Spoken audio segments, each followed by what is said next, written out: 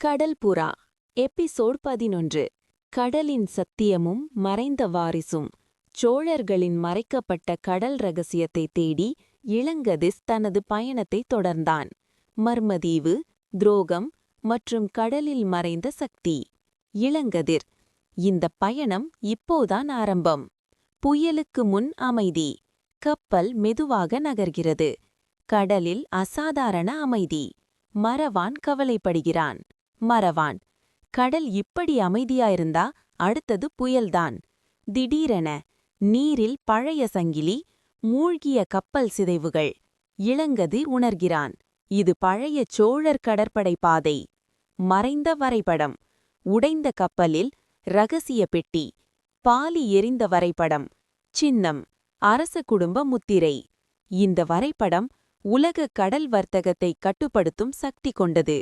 அந்த நேரம் நிழலில் ஒருவர் பார்க்கிறார். துரோகியின் உண்மை. முகமூடி வீரன் மீண்டும் தோன்றுகிறான். அவன் சொல்கிறான், சோழர் தளபதி ஒருவன் பேரரசை விற்றான். அந்த இரகசியத்தை பாதுகாக்க ஒரு வாரிசு மட்டும் உயிருடன் விட்டார்கள். அதிர்ச்சி. முகமூடி மனிதன். அந்த வாரிசு நீதான் இளங்கதிர். உள்ளுணர்வு போராட்டம். இளங்கதிர் குழப்பம். குழந்தை கால நினைவுகள். கடலில் கண்டெடுக்கப்பட்டவன். அவன் உணர்கிறான், அவன் வாழ்க்கை முழுவதும் ஒரு திட்டம். பெரிய கடல் போர். எதிரி கப்பல்கள் சூழ்கிறது. தீ அம்புகள். கயிறு ஏறி சண்டை. அலைகள் கப்பலை உயர்த்துகிறது. இளங்கதிர்: இந்த ரகசியம் பேராசைக்காக இல்லை. அவன் வரைபடத்தின் முக்கிய பகுதியை கிழிக்கிறான். போர் முடிந்தபின் கடல் அமைதியாகிறது. மறவான் கேட்கிறான், இப்போ எல்லாம் முடிஞ்சுதா?